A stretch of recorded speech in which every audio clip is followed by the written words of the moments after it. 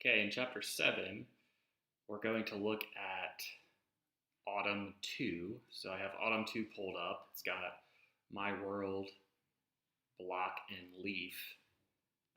So when we run this, we'll see that the block moves from side to side. And you'll notice when it hits a leaf, the leaf kind of spins and turns around and kind of moves in another direction. So how exactly is this working? And that's what we're going to look at and try to determine how they did this. All right, so I'm going to pause this. The first thing we'll look at is My World. So I'm going to double click My World. And the source code comes up. You see it extends world, so it's a subclass of world.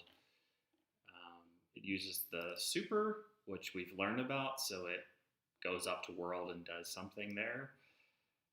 Then it calls the setup method, which is here.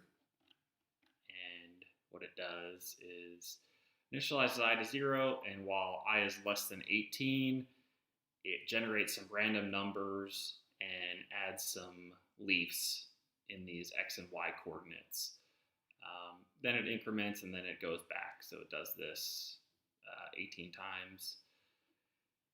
And then it adds the block. The very last thing it does is add the block. So that's pretty straightforward. Now let's look at the interesting stuff. So what we'll do first is open up the block class. And you'll notice at the very, very top, something we haven't used yet. This is this import statement of Java utility list. So list is what we're going to kind of focus on as we go through this. But just keep in mind, this is an additional import we haven't covered yet. All right, so we have the standard stuff.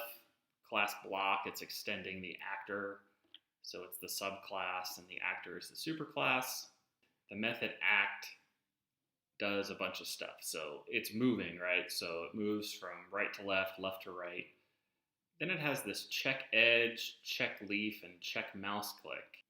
Okay, so that's the act method. This is the sideways method. So you can see it's setting the location and it's putting a delta in.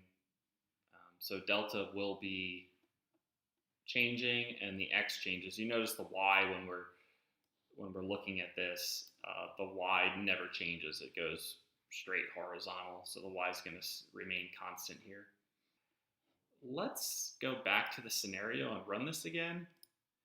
And before I wasn't really doing anything, I just let the scenario happen. But now I'm going to click the mouse button. And you see the leaves, they change from all green, and then they look like a different type of leaf that's brown.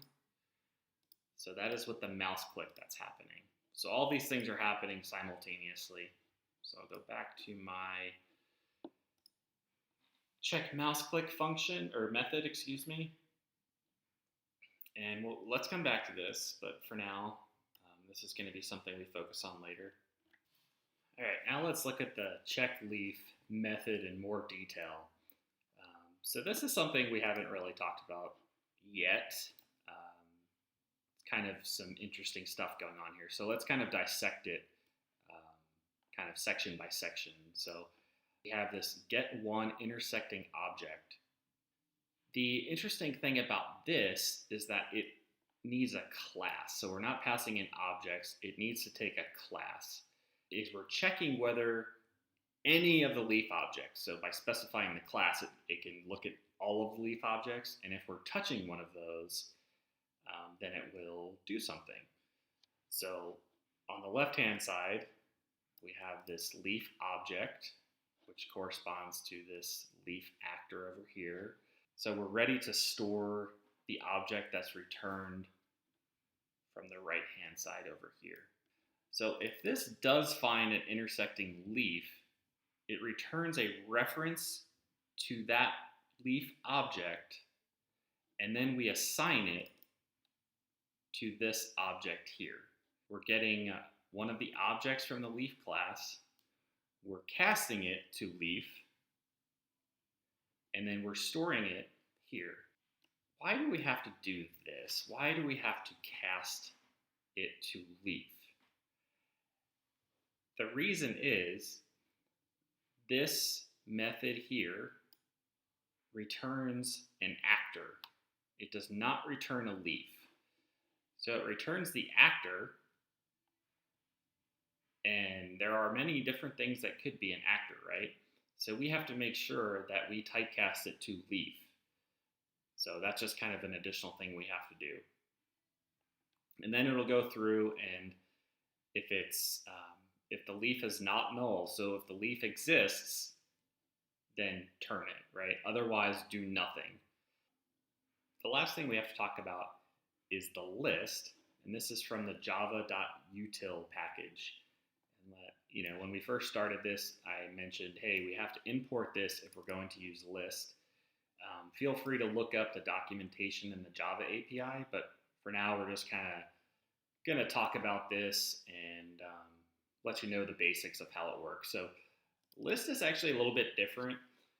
It's actually an interface, and we're going to cover interfaces in depth in the next few chapters. For now, you don't really have to know about it in detail, but we can't create objects directly of the type list.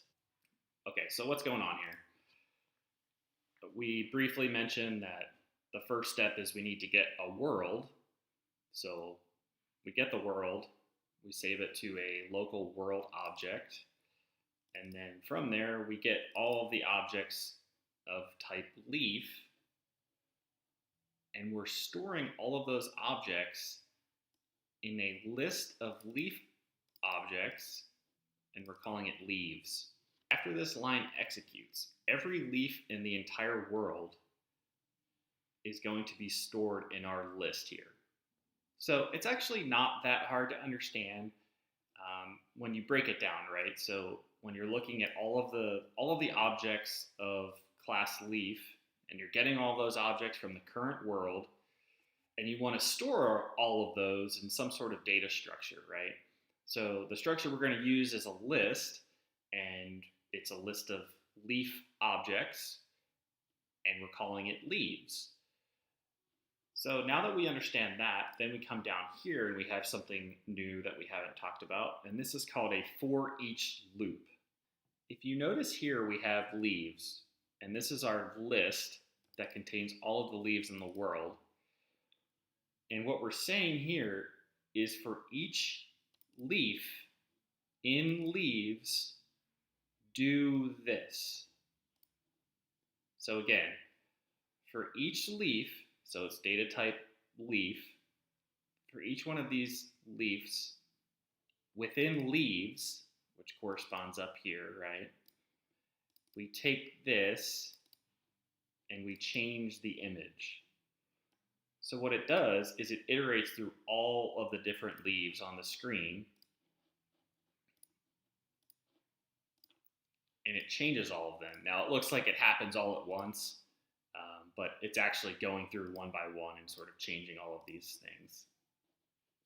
So if you don't fully understand what's happening here, that's quite all right. Like most things in this class is we take some time to introduce the topics, get some exposure to them, and then later on we kind of drill down into the details and figure out, oh, okay, that's what's happening and that's why we're using it there.